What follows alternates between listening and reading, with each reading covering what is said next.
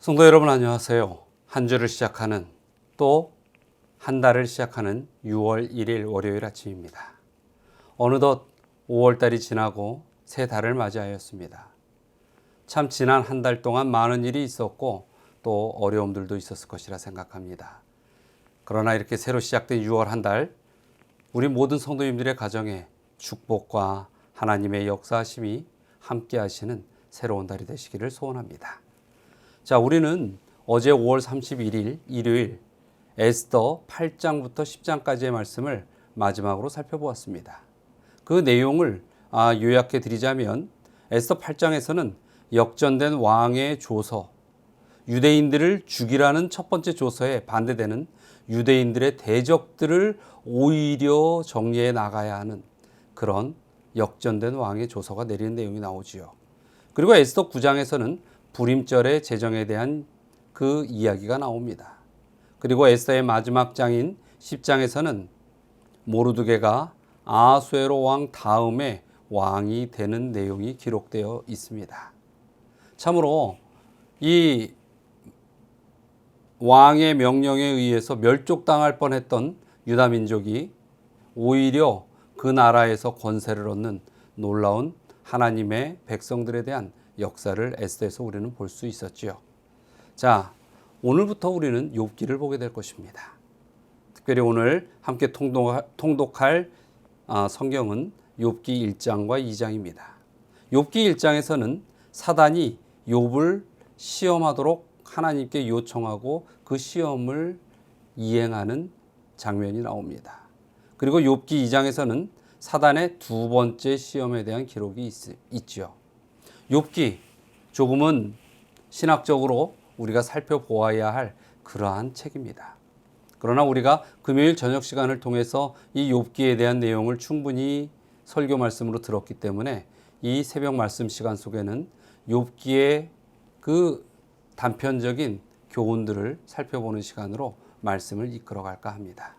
오늘 함께 나눌 본문은 욥기 1장 21절부터 22절의 말씀입니다. 이르되 내가 모태에서 알몸으로 나왔사온즉 또한 알몸이 그리로 돌아가올지라. 주신 이도 여호와시요 거두신 이도 여호와시오니 여호와의 이름이 찬송을 받으실지니이다 하고 이 모든 일에 욥이 범죄하지 아니하고 하나님을 향하여 원망하지 아니하니라. 성경은 욥을 믿음의 사람이라고 이야기합니다. 그런 욥에게 사단이 가한 시험이 이르러 왔고 이로 인해서 욥은 그가 가진 모든 재산과 자녀들을 하루아침에 잃어버리는 고통 중에 빠지게 됩니다. 사단의 시험은 욥이 모든 가진 축복의 요소들을 잃어버리면 분명히 하나님을 원망할 것이라는 신앙을 버린다는 것을 증명하기 위한 그런 시험이었습니다. 그러나 이러한 사단의 시험은 실패했습니다. 왜냐하면 욥의 믿음은 그러한 연약한 믿음이 아니었기 때문입니다. 욥은 자신이 가진 모든 것, 그 소중한 것들이 한순간에 사라져 버렸을지라도 결코 하나님을 믿는 신앙은 저버리지 않았습니다. 여러분, 우리가 이 세상을 살아가면서 어떤 일이 있어도 놓지 말아야 할 것이 있고 포기해도 좋을 것이 있습니다. 하나님에 대한 신앙은 이 욥이 보여줬듯이 우리가 놓을 수 있는 요소가 아닌 것입니다. 그 부분은 갈등을 해서도 안 되는 것입니다. 그러나 수많은 하나님의 백성들이 또 신앙인들이 이 신앙 자체에 대하여 갈등하고 고민하는 모습을 봅니다. 이제 우리가 예수님의 재림을 고대하며 기다리는 백성들로서 그 차원의 신앙은 넘어서야 하지 않을까요? 오늘 이 본문의 21절의 말씀 가운데서도 내가 모태에서 알몸으로 나왔은즉 알몸이 그리로 돌아갈지라도 주신 이도 여호와시오 거두신 이도 여호와시오니. 그렇습니다. 우리가 가지고 이 땅에 태어난 것이 무엇이 있습니까? 그러나 우리가 지금 이렇게 숨을 쉬며 살 수 있게 하신 것도 주님의 은혜입니다.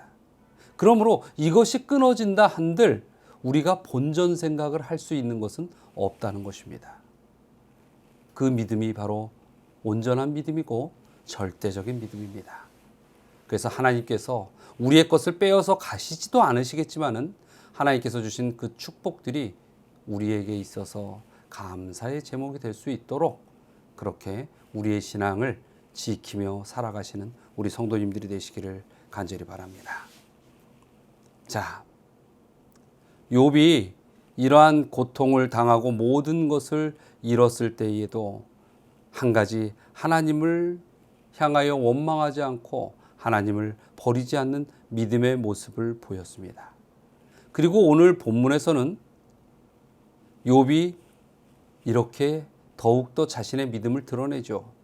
이 모든 일에 욥이 범죄하지 아니하고 하나님을 향하여 원망하지 아니하니라. 여기에서 두 가지 아주 중요한 교훈을 욥은 우리에게 보여주고 있습니다. 한 가지는 고통 속에서 너무나 힘겨울지라도 그 고통이 뭐로 연결되지 않게 한다는 것입니까? 죄로는 연결되지 않아야 한다는 것입니다. 그런데 이것을 역설적으로 이야기하면 우리가 고통 가운데에 빠져 있을 때는 죄를 짓기가 어떻다는 것이에요? 쉽다는 것입니다. 죄에 대한 유혹이 많다는 것입니다.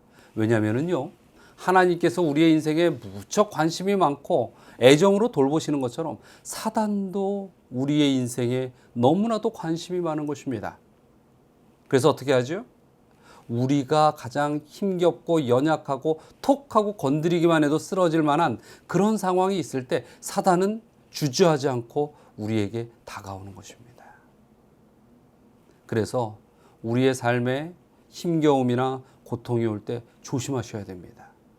그때에 그 힘겨움과 고통보다 더 우리가 돌이킬 수 없는 죄에 빠지는 유혹들이 다가오기 때문인 것입니다. 욥은 어떠한 고통이 밀려와도 그 가운데서 하나님을 향하여 원망하지 않겠다라는 믿음의 결심을 분명히 선언하는 모습을 우리는 볼 수 있는 것입니다. 여러분, 우리가 일반적으로 이 고통이 밀려오면 그 고통이 우리의 감정선을 건드립니다. 그래서 감정이 예민해지고 감정이 표출되기 쉬운 상황에 빠지게 되죠. 그런데 우리가 이 너무 좋았을 때도 마찬가지고 특히 고통 중에 슬픔에 빠져 있을 때에 우리의 감정이 과하게 몰입되고 또 연약함 속에서 그 감정이 표출되면 그 감정들은 죄로 표현되기가 쉽다는 것입니다. 우리 서울중앙교회 가족 여러분, 한번 지난 한 주를 어떻게 사셨습니까? 혹시 여러분에게 행복한 일이 많으셨겠지만은 또 고통스러운 일도 있으셨습니까? 때로는 잘 안 풀리는 일이 있었습니까? 또 어떤 때는 욱하고 화나는 일이 이렇게 일어난 일은 없으십니까? 여러분, 우리가 사람에 대하여 화가 나면 사람을 저주하는 일에 쉽게 동조합니다. 또 우리가 하던 일이 안 풀리게 되면 모든 주위의 상황에 대하여 원망을 하게 됩니다. 그리고 내 삶이 육신이나 정신적인 고통에 빠지면 때로는 하나님에 대한 원망의 저주를 하는 유혹에 빠지기도 한다는 것입니다. 우리가 분낼 수 있어요. 그리고 우리가 이 때로는 슬픔에 빠지고 고통과 분노 속에서 화를 낼 수도 있습니다. 그렇지만 그것이 어떻게 한다는 것이죠? 죄로까지 가서는 안 된다는 것입니다. 그래서 이 에베소서 4장 26절에 보면 분을 내어도 죄를 짓지 말며 라고 이야기하고 있습니다. 화를 내어도 그것이 죄의 길에까지 들어서서는 안 되는 것입니다. 결코 사람에게도 하나님에게도 저주의 욕설과 독설이 쏟아져 나와서는 안 된다는 것입니다. 그래서 우리의 마음을 하나님께 붙들어 내는 것이 참 중요합니다. 여러분의 감정에 어떤 동요나 흔들림이나 무엇인가 변화의 욕구가 일어날 때에 그 내 감정으로 인하여 모든 것을 하나님께서 인도하여 달라는 하나님 앞에 나아가는 용기와 기도가 필요할 것입니다. 욥의 모습 속에서 우리가 배울 점은 바로 이러한 것입니다. 욥은 비극증에 슬퍼했고 애통했습니다. 감정이 복받쳐 올랐습니다. 그러나 그 도가 지나쳐 죄를 짓지 않도록 조심했습니다. 그리고 하나님 앞에 기도하며 약속을 했습니다. 우린 여기서 비극에 대해서 슬퍼하고 감정을 표출하면서도 한편으로는 결코 죄를 짓지 아니하는 욥의 지혜를 우리는 배워 나가야 할 것입니다. 슬퍼서 눈물을 흘리고 고통스러워서 아픈 비명을 지를 수는 있습니다. 화가 나서 화를 낼 수도 있고 억울해서 소리를 지를 수도 있습니다. 그러나 그 정도가 하나님께서 우리를 사랑하시는 그 사랑의 울타리를 벗어나서 결코 죄까지 가서는 안 될 것입니다. 그래서 이 그리스도인들의 신앙에 있어서 또 하나의 중요한 덕목이 있다면 바로 절제인 것입니다. 또 인내인 것입니다. 사랑하는 우리 서울중앙 가족 여러분, 절제와 인내를 할 줄 아는, 감정을 조절할 줄 아는 삶, 그것이 바로 예수 그리스도의 품성을 닮아가는 삶이라는 사실을 기억하시게 되길 바랍니다. 자, 오늘 우리가 이러한 말씀을 기억하면서 또 한마음으로 기도하는 시간을 갖도록 하겠습니다. 기도의 제목입니다. 첫 번째는 우리에게 고통스러운 어떤 일이 있을지라도 그것이 죄의 씨가 되지 않도록 우리의 마음을 간수하고 하나님께 기도할 수 있는 그러한 제목으로 하나님의 힘을 요청하는 이 기도의 시간이 되길 바랍니다. 두 번째는 서경석, 손명순 집사님 가정, 그리고 서순석 장로님, 안목순 집사님 가정을 위하여 기도하시겠습니다. 자, 다 같이 기도하시겠습니다. 사랑과 은혜가 많으신 하나님, 어느덧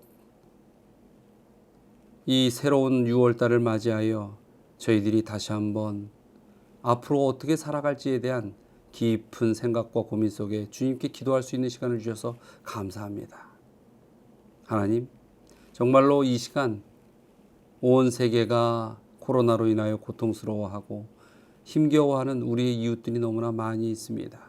아무쪼록 주님의 백성들 이런 상황 속에서 건강의 안전함으로 지켜주시고 또 영적으로 주님을 항상 찾는 그러한 우리 모든 믿음의 가족들의 삶이 되게 하여 주시옵소서.